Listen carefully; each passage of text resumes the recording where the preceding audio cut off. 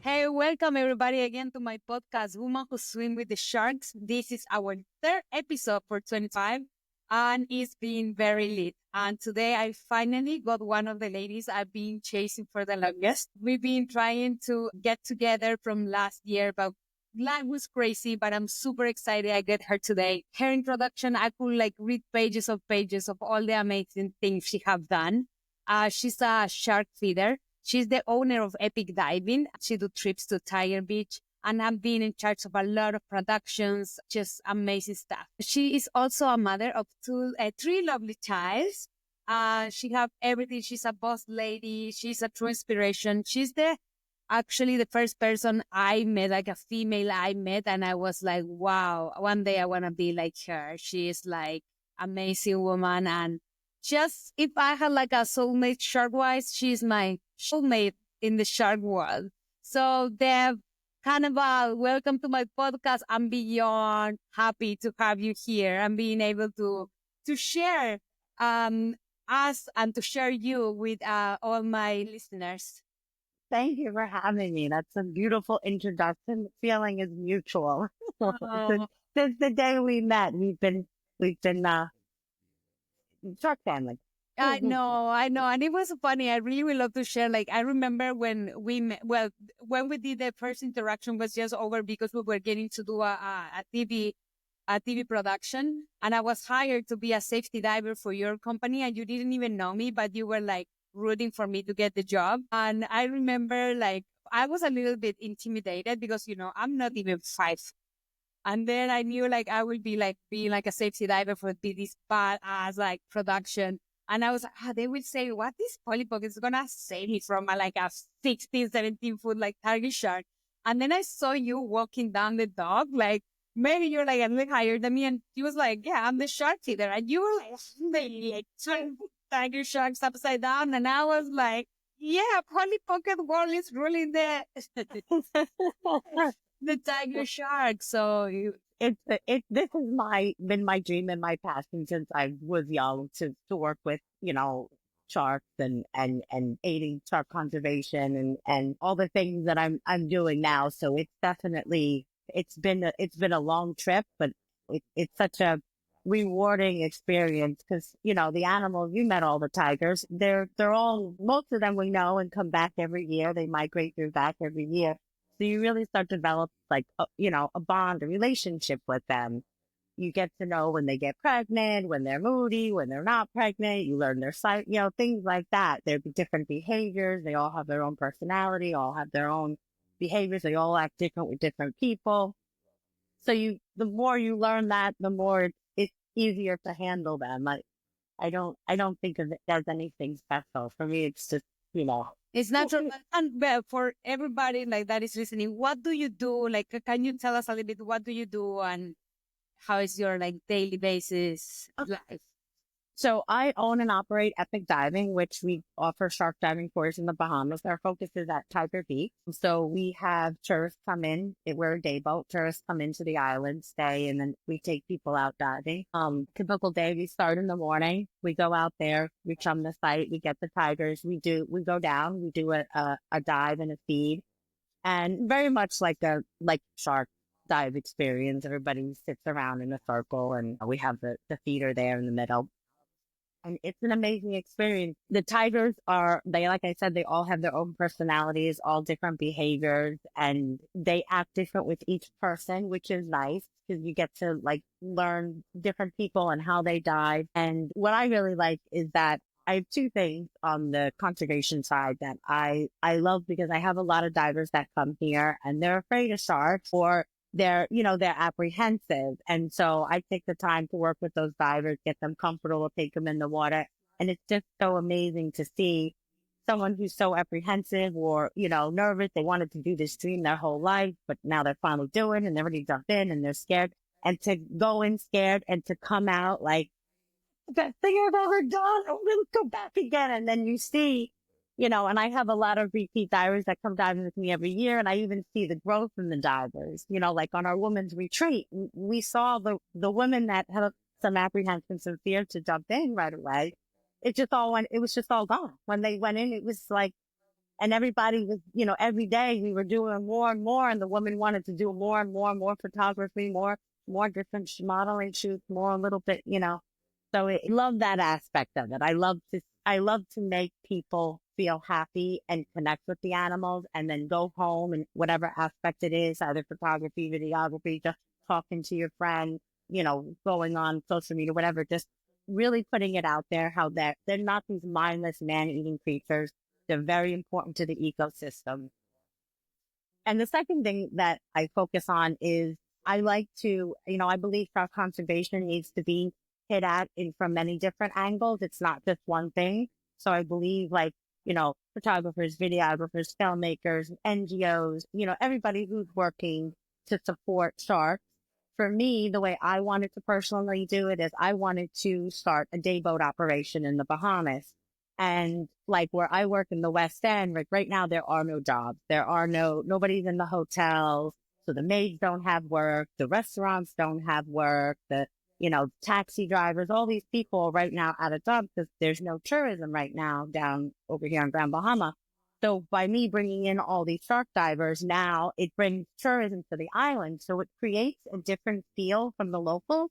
The locals don't feel like, oh, I don't like sharks. I don't, maybe they won't go out diving with them, but everybody in my area on the West End who've been catering for the past 14 years to all the shark divers feel like, oh no, we love the sharks because they rely on them for their income. So to me, it was a different way of tackling shark conservation by allowing them to, creating an environment that a local community can benefit from them and get tourism, get income, support their families. And people come out and do shark diving at the same time. So it's like a double benefit. I get the divers coming home to spread how amazing the sharks are. And then I get the local community that maybe they won't go diving with them, but they have the respect for them. They see the benefit of having the shark operation around them. They will see how sharks can be good for business. Yeah. And why tiger sharks? Why did you specialize with tigers? We first started on Cat Island and we were doing the oceanics. That was very, most people weren't doing it at the time. There was just one other liveaboard going out there. And so, I spent about 8 years with them, a good solid 8 years. And I loved working with them and everything. But then when I met a tiger, it's just the difference. I think it might be I don't know. There's something special about a tiger. Like a lemon shark, I feel there is something special about the lemon sharks too. Like they have lots of, personality and behavior. And the tigers, they just, they're to me very smart. They're very controlled. Like they're slower. I will feed a tiger, but I won't feed a reef shark. Not even with that chainmail. That's just not for me because of the way they feed, So after feeding the different species of sharks throughout my career and, learning different things, the tigers are my favorite. They're the one, there's the ones that you can have. To me, I just developed, because I don't want to say too many things because there's a lot of people who work with all the other species. No, but it's your own story. It's your own point of view. So yeah, go for it. And it's interesting to know why you have you choose it, the tigers, and definitely you have a career. How many years you've been working with them? 14 years. 14 years. Yeah, 14. Well, yeah, about 4. Well, full time. Yeah, 14. 14 with years. The ocean. So it's kind of a relationship. You choose them. You will have stayed in Cat Island. So yeah, I want to know, and you share why, because a lot of people, when they come dive with me with the reef sharks, they ask me, oh, but these are the good sharks, right? Yeah, they are not the tiger sharks, meaning the tiger sharks are the bad one and dangerous. So I kind of laugh and I try to tell people, no, actually, the shark is not bad. But what will be your answer to that comment? Oh, it's funny because reef sharks, it's like when we go down to my tiger shark dive, I'm always like, the reef sharks terrify me. They're not I love them. They're amazing. They're beautiful. But to work with them, I feel like I like the tigers. They're slow moving. They're more calculated. They think before they go. I feel like with my very limited time diving with reef sharks is that they just They just go. They don't ask many questions. The Tell tiger's why do like, we, why do we tell people that they think that tigers are the bad sharks? And, they were like, oh, tigers, but those are the bad sharks. That's the shark that's going to eat me because of the yeah, the tigers are lazy. The tigers want to eat dead things and are lazy. like it's funny because in your point of view, then reef sharks are more dangerous than the tigers. But in the regular life of anybody, we think like a tiger is actually the deadliest shark. But what do you think they Yeah, have thought about? What do you think are the factors for when these things happens and we see it all over the news? well, I think the thing with a tiger, I guess one of the things that would make it more dangerous is that if a tiger bites you, a tiger bite could be deadly. One bite and it's done. A reef shark, unless they hit you in the right spot, there's a good chance that, you're going to get out and be fine.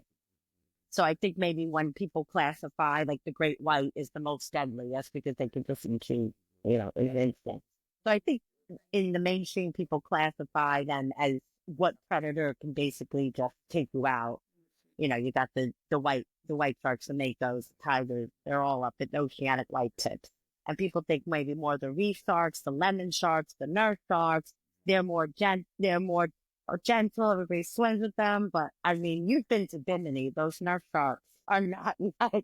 Well, not even here. Sometimes they get They intense. get, yeah, it's a different, I can't explain it. Like, I never see it from tigers or oceanics, but like the reefs, the lemons, and the nurse, like at Tiger Beach, they get like, maybe because they're just lower, the tigers are the dominant one in the dive, but they get like stressed out and, they like, they get like antsy and funny and they get different if it's the water's too hot, they change their personalities. Like you get that with the reef sharks. The reef sharks, like if we have warm water, they get so bunky. Do yours do that?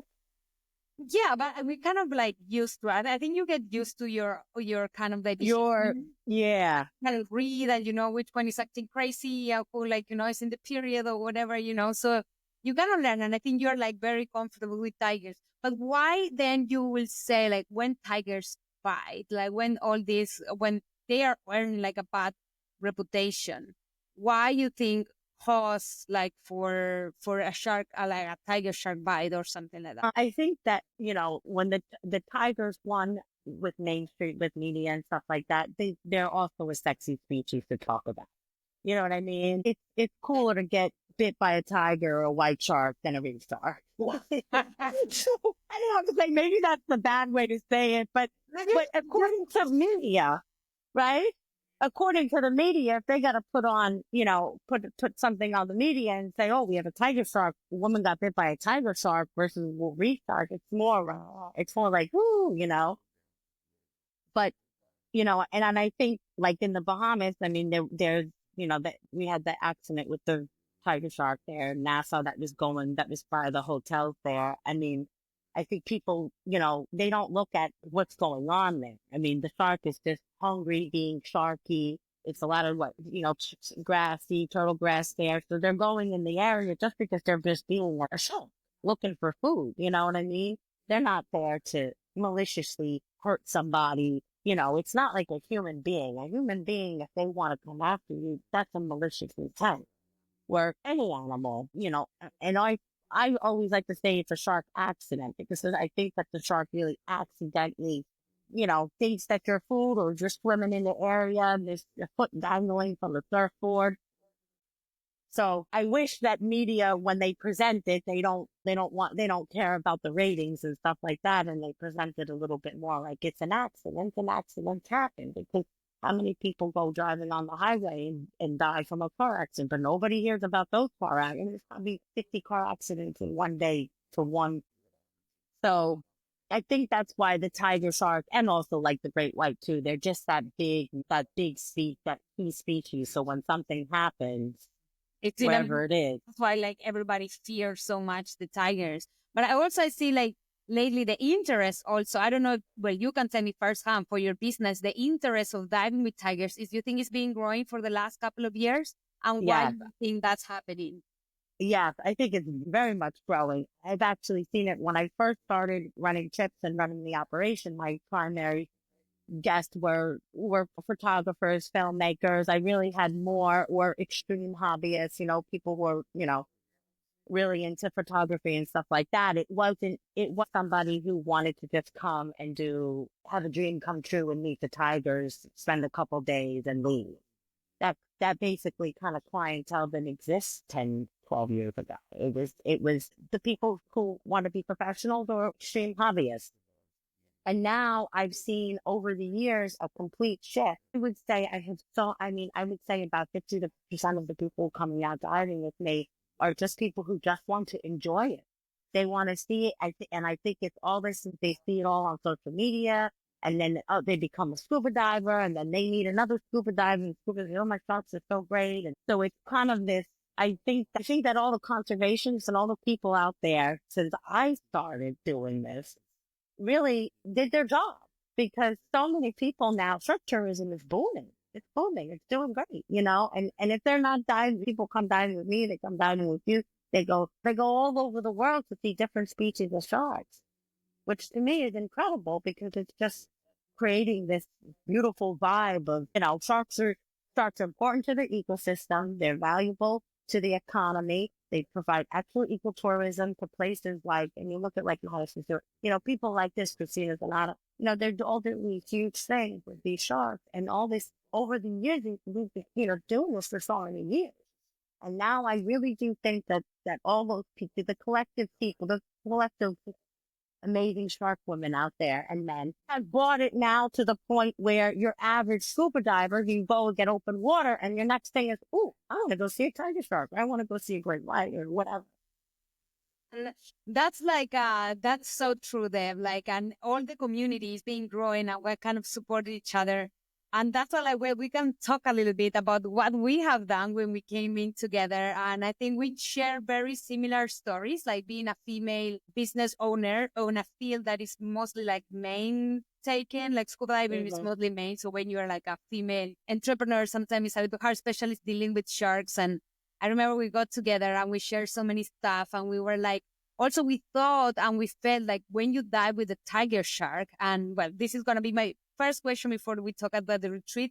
Can you, like for the women's have you dived with, can you tell me like the feeling they have when they have like a tiger shark dive? Why is so special? Why do you think this encounter gives them that is a life-changing experience? What I think with women and a lot of women that come out diving with me, because, like on our retreat and then, other women, I think that every woman has whatever struggles they're going through. Whatever industry they're in on a career path, they've encountered this and they've had struggles. Then they have they have their families, they have kids, or they have, elderly parents. So everybody is going through a lot of struggles in life. And I feel like sometimes, especially women, we overthink. We need that little bit of like, we're tough, we're grounded, we've got this.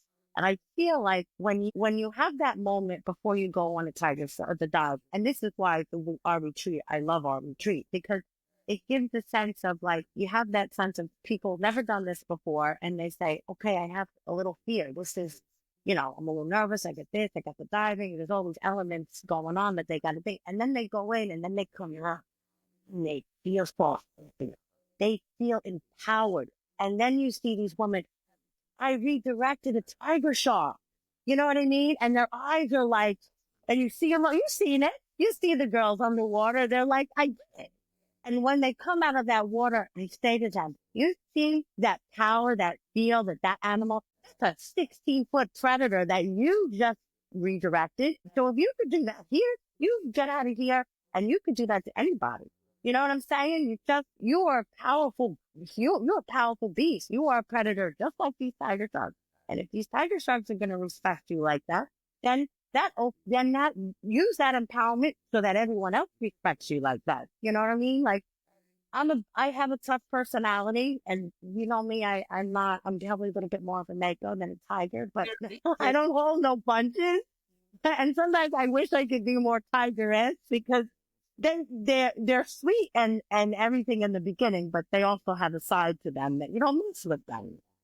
So I think it's just a good way for someone to experience it like on a you know what I mean? If you get this feeling, there's something about it that makes you feel empowered and strong. And then like with us, when we do the retreat and we doing, these women are taking these beautiful photos, doing things they never thought that they were going to do. And they like, you see over the couple of days of spending with just me and you, they feel better. They feel more empowered. They feel like, you know what? I have these struggles going on, but now I have strength within my soul revived and I'm going to go back out and be a badass.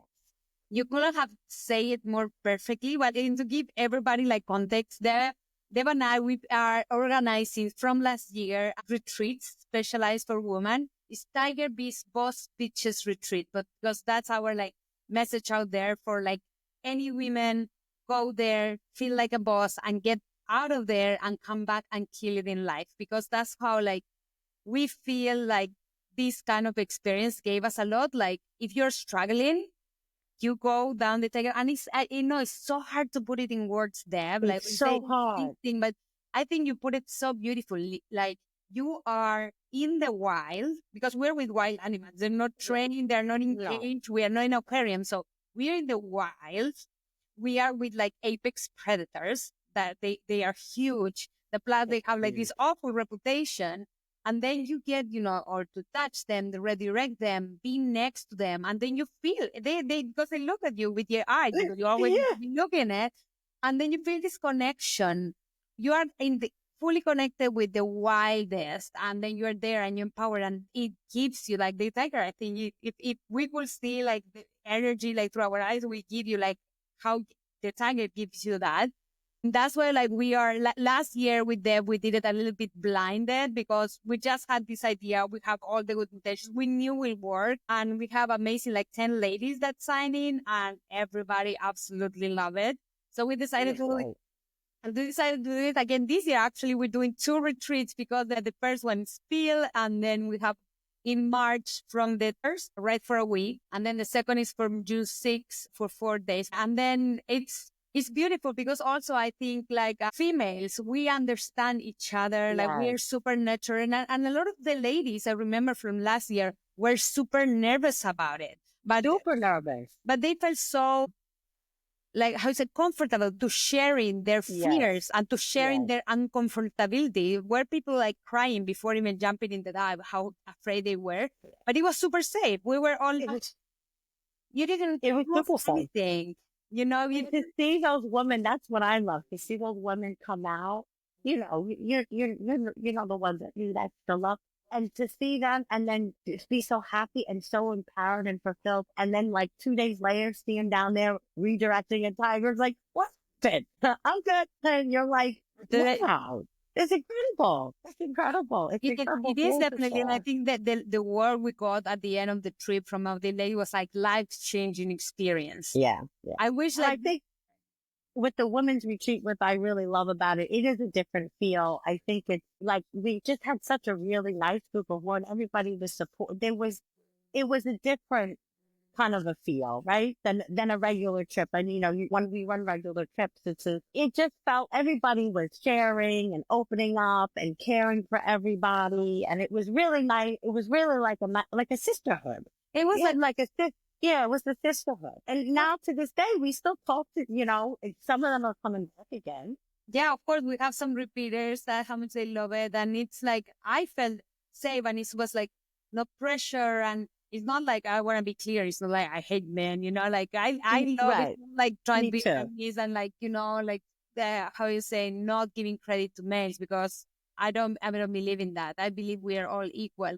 But I do believe when women, we get together, sometimes we get this healing kind of energy. We get this understanding. Sometimes I would say we all go through struggles, and women's struggles are very different than male struggles. Yeah. So we can share, we're more emotional, and you have somebody that listen and can relate, and you're going through something so powerful that it is like dealing with a tiger shark that creates a bond. And I think it worked so good, Deb. So I'm like, I can't wait to be March 31st. So we could. I can't wait too. so we could start this again. But also, I wanted you to share with people. Like, I remember when we were, when every time I meet you, and you tell me exactly how the sharks are gonna react to the depending on the energy of the people when you meet them. Can you explain me, like, if, like, are you like a visionary, like how you say, like a psychic? You're like the shark psychic. So I would say a shark behaviorist. So one of the ways that I believe in keeping these types of shark guides really safe is that you need you need people down there who really understand the behaviors of the sharks and what those individual behaviors are, so that okay, this shark's a little off today, whatever, she's got mating scars or she's very ready to pop. You have different things that you monitor the sharks. And then, so I know the basic personalities and how they fluctuate of my shiver of tiger sharks. And then when I meet when the humans come on the boat, I then meet their personalities. And I guess just over the time, I just learned of who's going to react to who and who's going to like who and who's not going to like. I can't explain how I do it, but That's I'm crazy because every shark, you sharks have names, right? You have yeah. So you have like categorized your sharks, and like, can you describe me a little bit the personality of your sharks then? So we have Emma. Emma's the most famous tiger shark out there. If you don't know Emma, that you're should have got certified. Yeah. This one is butt faces too, okay, that's butt face. A jitterbug. It's her butt face is her boat name. Jitterbug is her for the TV name. But Emma has been she's been everywhere. She is just Emma. She's most famous. She's been at Tiger Beach over 20 years. She's just such a different, and everyone that meets her says the same exact thing. She's a different, her nature is just very different. Her behaviors are very different. She's very calm. She's just, she wasn't always like that in the beginning. She was, she was a younger shark, but now that she's gone older, she's gone doing this for so long, she's like the shark that everybody wants for the first day at Tiger Beach, because she never does anything sneaky, nothing bothers, spooks her. Like, sometimes you have guests that love to just jump in and flare about with their poles or lose their mask or lose their fins or, and it's like, ooh, okay, she's just swimming around where someone like a butt face is like, oh, look. I'm gonna pick that up. Guys. Yeah. So they all, because then you start to learn the personalities of the divers. You can see who would connect with who, and even the groupers. Like, you have groupers too, right? The groupers are very they're super smart. I never knew before doing all this until I had a grouper for 9 years. I never realized that they're like dogs. And the same thing with the grouper. Like, some of the grouper will they'll start hanging out and come next to someone, go underneath their body, and they'll just sit with that human. And it's like, they obviously like that human for whatever reason. Do you think you can communicate with sharks? Like, because I see you under, and I swear of God, I hear you guys talking. I talk, yeah. I feel like I talk to them, I sing to them. It's like a dog, when you have a cat or whatever pet that you have, you talk to it. You come home, oh, hey baby, how was your day? You talk, well, what's the matter? You're not feeling well, something's wrong. Sometimes they'll show up, sometimes we'll get a shark that, they'll show up with a lot of parasites on them. They usually go deeper, especially after a couple weather days. They'll come back and they'll have all these parasites on them. And especially Emma does not like that. And she'll rub on you like, somebody tick these bugs off. Oh, me. There's all these divers, somebody start picking, and she'll know to go to the because the ones that are a little apprehensive look at her like she's crazy, but the ones who, have the experience is like, oh, bugs, I can take bugs. And, so I think they have a level of, maybe it's your heart rate, I'm sure you release some kind of a sweat that's different than another, which they can smell the pheromones, the hormones, you know what I mean? They're all keen to all these senses. So when someone is relaxed and calm and just comfortable in the water, they're fine with the sharks and with the animals. But they're a little afraid on my nasty. They get a little, they get nervous when things like that. But I think that that's part of the thing the shark picks up on these different types of, nervousness versus somebody who is just completely calm, cool, and collected and goes. The sharks don't know that that you're not a predator. I always say, if you act like prey, they will treat you like prey. If you act like a predator, they'll treat you like a predator. And that's been always, and I've seen it a million times. Somebody who just, they come up, stands, and redirects them gently, no problem. But that same diver turns around and starts picking up or running or flaring. Then the shark's like, ooh. I know, but I wish like they could be proven, like this interaction human with sharks, because I had my own like interactions where I feel the shark knows I could help him, like with hooks or with a rope or whatever. And after you do that, they kept coming back, like, and kind of think a lot of people tell me, you crazy, you are personifying, like, I don't know the word in English, but I'm like giving them human behavior. But I swear, it's like I'm trying to help them, and even if it hurts, they will go out and they will come back again. Like, try again, please. Try it again, please. And then they will thank and be like glued to me. Like, it's like, so I can, and especially with the tigers, I think it's even more like they can like. That's what I swear about them. I see the tigers, and you would talk, when you put them upside down, or when they come, like, don't act like this, don't go to that day, and you're kind of like treating them and telling them like direct name. And that was like the first time I got in the water with you, I seen a lot of tiger beach dives. I've been like that with a lot of feeders, but with you, my jaw dropped it. And I mean, like you were the first female tiger shark feeder I saw, and I saw that connection, that nurture. Like, it's like your kids, they were like extension. So it was not like badass feeding. It was like a different relationship you have with them. You were like carrying the babies. I see like you're like tiny with the twin. I like, tiger, come here, take a picture, come, yes. And it was so natural and normal. And I was like, this is not a shark feeder, like you're not only a shark feeder, but you were like you are behaviorist. Behaviorist. Or behavior is because you understand it, but also you interact with them. So you like are the guardian. I see they see you like the mama, like the. Oh, I like that. I like that. I understand. Like, I understand you. You know their behavior because you've been observing them and working there for so long. But also, it's like the connection and the interaction they have with you. That diving with you with tigers was like, I don't want to do it with anybody, but with this lady, like, is absolutely incredible. For anybody that's listening, like, epic diving, if you want to see tigers, epic diving is the place. It is the place. If you already want to have like one of the lifetime experience, make sure it's the best of the best there. It's absolutely incredible. And I wanted to ask you about, we see the booming of the industry, right? You see a lot of other, because I notice every time I go there is more and more boats. How this is affecting you, and how you think this is affecting the sharks? I think what part of the problem we're having is some of the new boats coming in don't have the proper safety protocols and experience that they should have. This isn't a regular reef dive. The people crewing on the boat should have a lot of experience with the animals and animal behavior.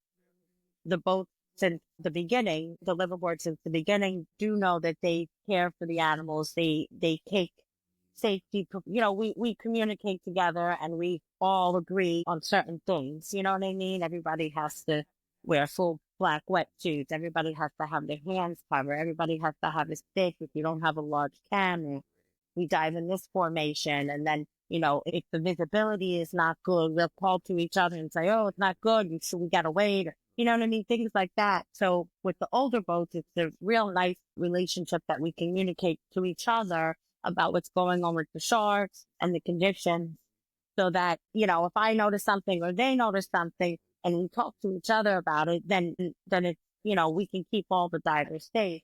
The one boat is no longer with us, but we've had a boat come in and they didn't have any safety protocols that, we never had an accident in Tiger Beach.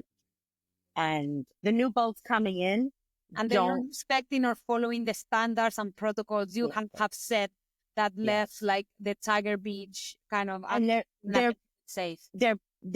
like we've had accidents where like we've had other boats, they like lost the divers and we found them in Bimini. They ran the reef, like things that are mistakes that it, It can be it prevented. carries.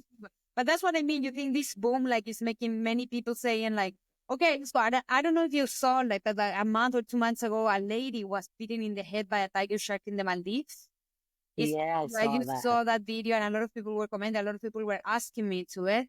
But one of the answers I saw for the ladies I follow in the shark world that I like the most is like, remember, like you're diving with apex predators, do it with the people they know what they are doing. It's not just you go jump and, and dive and be this because it's making you money. So you need to kind of like that with a behaviorist that Yeah, they know, like, and give you the guidelines. Do you think that's happening a lot? And do you have this yeah. vision? That's why this accident happened? Yeah, I think what's happening too is like we were talking about before, we went, in the beginning, shark diving wasn't mainstream. Now it's like mainstream, everybody wants to do it. So, and there's so much out there of photos. And, that's why I'm always been careful what type of photos I put out of myself because you could have tourists and people say, oh, look, anybody can do that. No, that's not anybody can do that. The photo you're looking at, the woman's been working with the sharks for 20 years, but when people see this online and TikTok and Instagram, they don't realize that the people that are working with the animals and the people getting the photographs have been with, know these animals.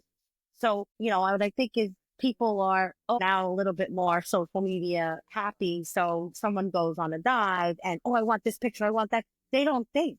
They get in the water and they go like, they stop thinking that they lose situational awareness that you are diving with a predator. You have to have your head on a swivel. You have to pay attention. You have to pay attention to animal, what's going on. You can't just go down there and have your GoPro and your camera and take. I mean, I had to tell people with the selfies because that was like the thing at one point. People want to come down and start doing selfies with the sharks. It's like, Yes. look at this person. I said, that's the perversion. Like, a couple weeks ago, and now you want to like, But that's what you think the responsibility here rely on the tour operators because they are not instructing their people and putting enough emphasis in these things that you're like telling me about like safety. yeah, I think too, like I always try to say, if whatever, this is done with professional. And that's the thing, what people don't realize too is how much, like when we did the retreat, we did the photos, like everybody it was me, you, and then were constantly watching those girls. So when they were in a moment of doing their modeling and they weren't paying attention, they had the three of us right there paying attention to that. And so I think that what happens is maybe other people go on whatever dives or whatever it is, and maybe these, people aren't paying attention to them, and they, oh, I want to take the picture with the shark, do this with the shark, they want to touch the shark, whatever they want to do, and they get complacent, and that's when the accident happens. Yeah, no, absolutely. I think you're so right there. I know you're busy. I know you have crazy time. I don't want to steal more of your time and I need to save you some for me as well, some of your time for me as well. I Yeah. want to like thank you so much for this time. I'm very excited for our retreat.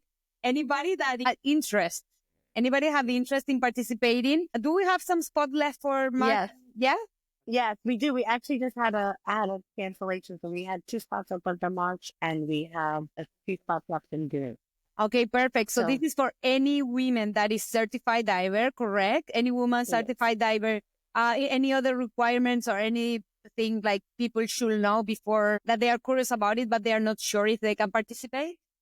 I mean, we just, open water. We are both, he and I are excellent at helping people with apprehensions or if you're nervous or if you're, I know a lot of women, they like it because they're traveling alone, but once they get here, there's a whole group of women here to hang out with. So it's if you need open water certification and just want to do it. That's what we The have a lot rest, of me and Pia take care of it. absolutely. Okay? And we have a lot of solo divers, so don't be afraid if you are the only one. You don't need a dive buddy. You will have amazing group of ladies buddying up with you. So if you have interest, you're curious about this, send us a DM, write to Epic Diving or write to me, and we will send you all the information. But in the meantime, Deb, thank you so much for participating in my podcast, and can't wait to launch this and share you with the world. You're an amazing woman. I admire you so much, and I can't wait to work with you again.